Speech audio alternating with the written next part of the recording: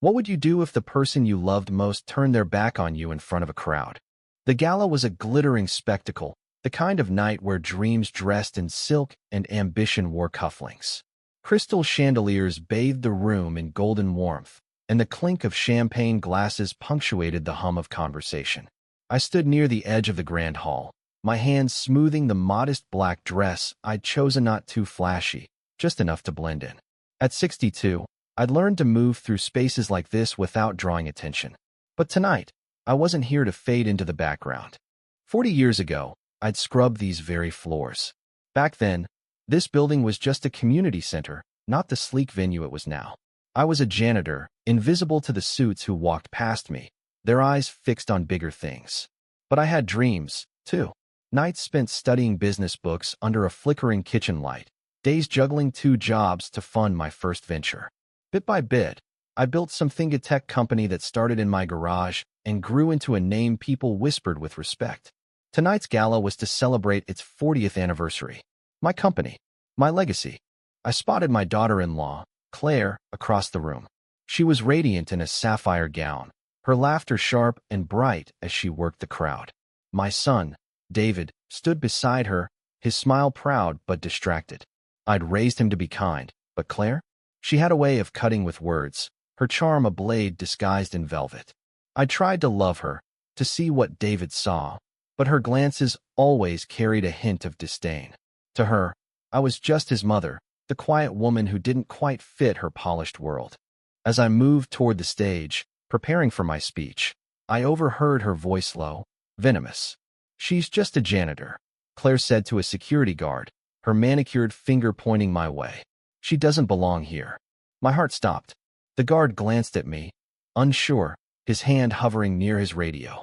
The room seemed to tilt, the chatter fading into a dull roar.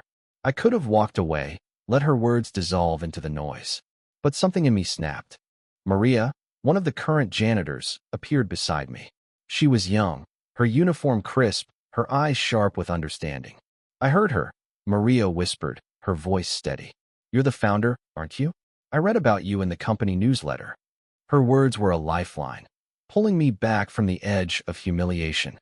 She'd been invisible to most of the guests, just as I once was, but she saw me.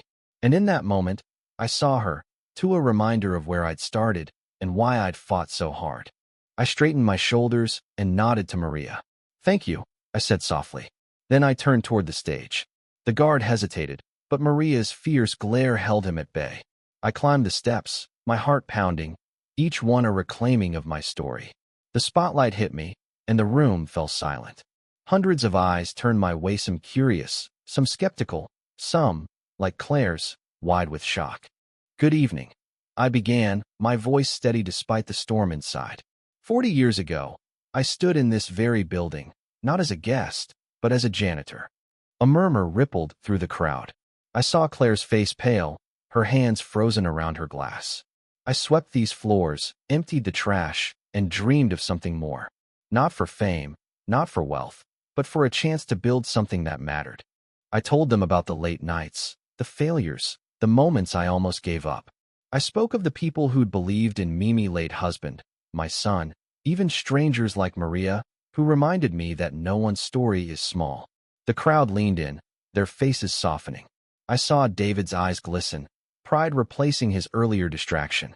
Claire stood rigid, her mask of confidence cracking. "This company," I said, "is proof that you don't need to be born into privilege to make a difference. You just need to keep going." I paused, letting the words sink in. "And to those who think a janitor can't change the world, watch me." The applause was thunderous, a wave that carried me off the stage. Maria was waiting at the bottom, her smile wide. David approached, his voice thick. "Mom, I didn't know, I'm sorry." Claire was nowhere to be seen. Later, I found her outside, her face streaked with tears. "I didn't mean it," she whispered. I didn't understand." I looked at her, not with anger, but with something closer to pity. "You will," I said, "if you choose to."